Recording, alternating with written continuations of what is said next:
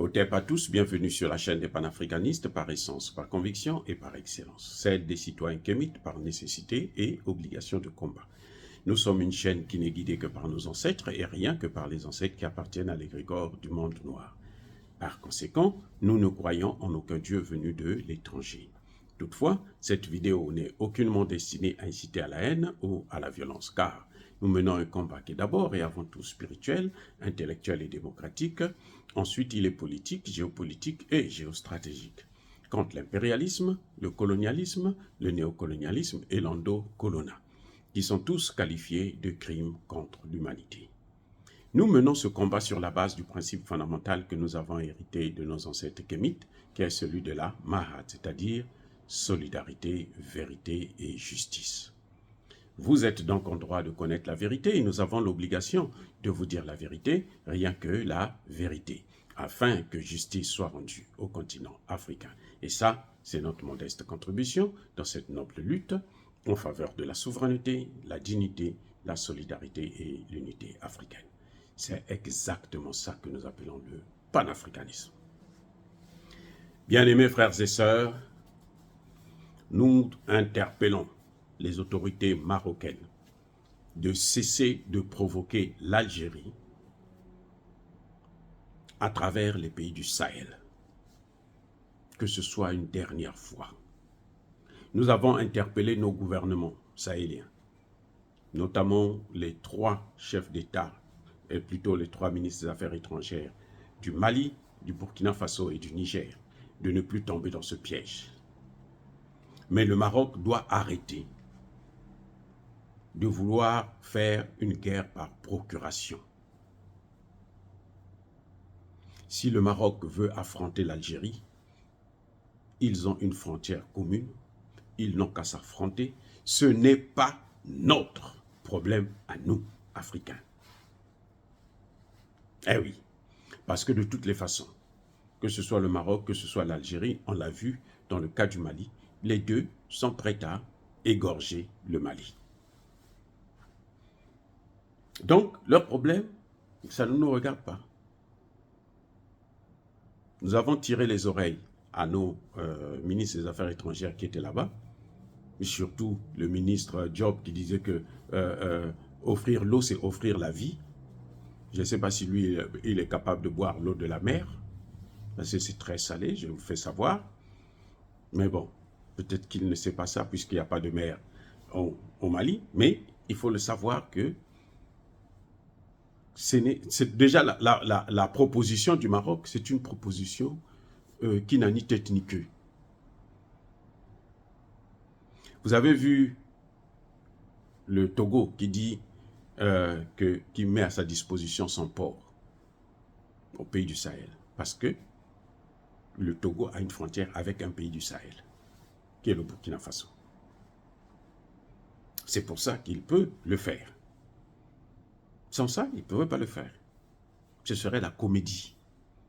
En fait, ce qui se passe, si je comprends mieux maintenant, la situation avec beaucoup de recul, c'est que le Maroc voulait profiter de la petite crise qu'il y a eu entre Assimi Goïta et Tebboune, entre le Mali et l'Algérie, ce que Assimi Goïta vient de trancher là, avec son discours de fin d'année.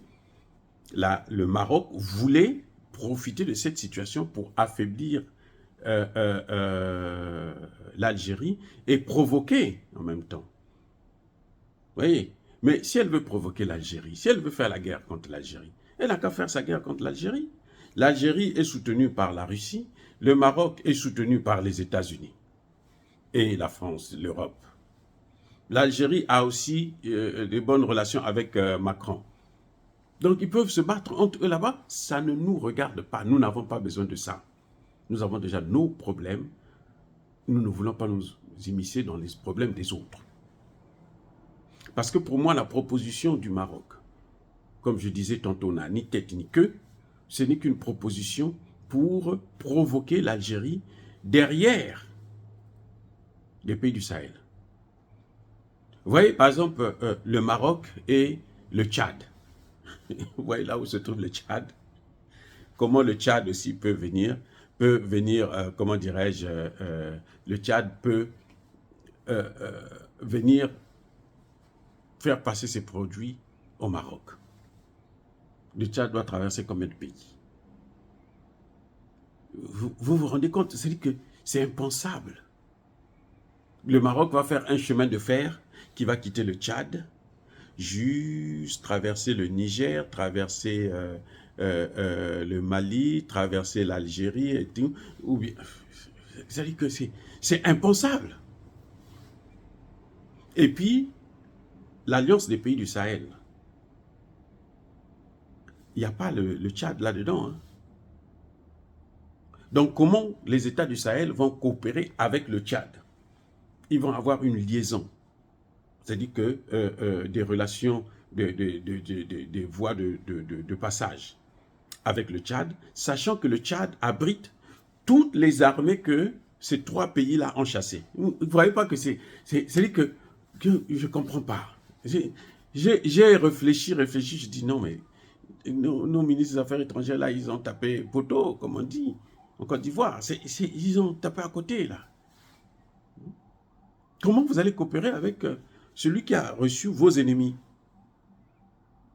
Les Français sont là, les Américains sont là-bas, les Hongrois sont là-bas, les Européens sont là-bas. Mais vous allez faire quoi là-bas?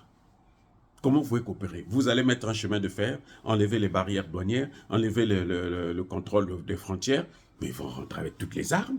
Ils vont ramener le terrorisme, mais alors d'une manière, mais c'est la porte ouverte. C'est un boulevard que vous êtes en train d'ouvrir. Ça, c'est du côté des pays du Sahel. Mais maintenant, du côté du Maroc, non. Le Maroc lui-même, il est conscient qu'ils ne peuvent pas le faire. Vous ne pouvez pas faire transporter les matières premières par avion seulement. Et à quoi ça sert de prendre, amener par avion jusqu'au Maroc, et puis au Maroc, on met dans des bateaux pour amener à l'étranger? À quoi ça sert? Parce que le Maroc ne peut pas passer par... ne peut pas venir prendre des matières premières au Mali, c'est pas possible. À moins de traverser l'Algérie ou la Mauritanie. Mais l'Algérie et la Mauritanie ont déjà dit, nous créons une zone économique. Vous allez faire quoi? Et puis le Maroc, le Mali ne peut pas, les pays du Sahel, aucun n'a le droit de reconnaître le Sahara occidental. C'est pour ça qu'on avait viré le Maroc dans l'Union africaine, quand le Maroc était sorti. C'est après, elle a vu ses intérêts sont menacés, elle est revenue. Ou il est revenu plutôt. Et le problème du Sahara occidental n'est toujours pas réglé. Hein. Il ne faut pas croire que l'Espagne a parlé, mais on s'en fout de l'Espagne. Le Front Polisario est toujours là. Et ça, ce n'est pas, encore une fois, ce n'est pas notre problème. Le Maroc veut affronter l'Algérie, ils n'ont qu'à s'affronter là-bas sans nous. Ils n'ont pas le droit de nous mêler. Les problèmes que le Mali a avec l'Algérie, c'est un petit problème qui va être résolu. Et d'ailleurs, Assimi Goïta l'a résolu, puisqu'il a rendu caducs les accords d'Alger. Donc il n'y a plus besoin que l'Algérie puisse se mêler dans nos affaires. Point. C'est aussi simple que ça. Assimi Goïta a réglé le problème. On ne parle plus de territoire. Non, il n'y a plus de territoire qui va être disponible, qui va avoir une certaine autonomie ou quoi. On ne parle plus de ça, c'est fini. Le problème a été résolu. Donc le Maroc, là, s'il veut affronter l'Algérie, ils n'ont qu'à s'affronter loin de nous, sans nous mêler dans cette affaire. Et l'Algérie doit savoir que vaut mieux avoir le voisin malien que d'avoir le voisin marocain. Parce que nous, les Maliens, on n'a pas, nous, on n'est pas rancunieux. Nous, c'est pas ça qui compte pour nous. Tant que tu nous respectes, ça s'arrête là, les problèmes sont enterrés, et puis on avance. Vous voyez, avec la France, ça fait longtemps qu'on est en train de subir. Mais c'est maintenant parce que s'il y en a trop, les gens disent stop. Jusqu'à ce que la France va se remettre en ordre. À ce moment, on pourra parler avec elle. Mais pour l'instant, elle n'a qu'à dégager. On ne veut pas d'elle. Les États-Unis, pareil, partout là où ils passent en Afrique, ils foutent le bordel, ils créent la division, les guerres. Ils n'ont qu'à partir. Laissez-nous dans notre souffrance. Nous, c'est ce qu'on demande. Nous sommes pauvres, ok, d'accord, mais laissez-nous dans notre pauvreté. On va se débrouiller. Parce qu'on ne nous laisse même pas chercher des solutions à nos problèmes. C'est ça qui se passe actuellement.